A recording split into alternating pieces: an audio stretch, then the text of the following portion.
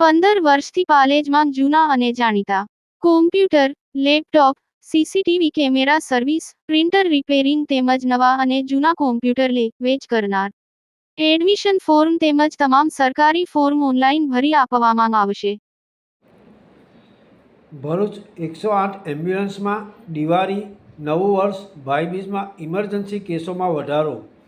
દિવાળીના દિવસે ઇમરજન્સીમાં રોજિંદા કેસો કરતાં 15.83% કેસોમાં વધારો નોંધાયો.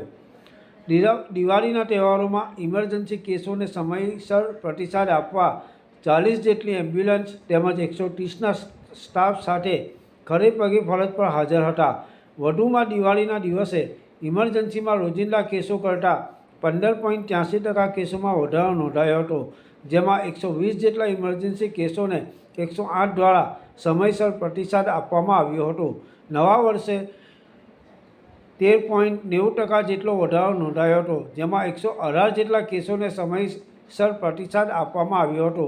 ભાઈબીજના દિવસે 17.76% એટલે કે 122 કેસોમાં સમયસર પ્રતિસાદ આપી દર્દીઓને સારવાર આપી હોસ્પિટલમાં ખસેડવામાં આવ્યા હતા. યાકુબ પટેલ, ભરૂચ.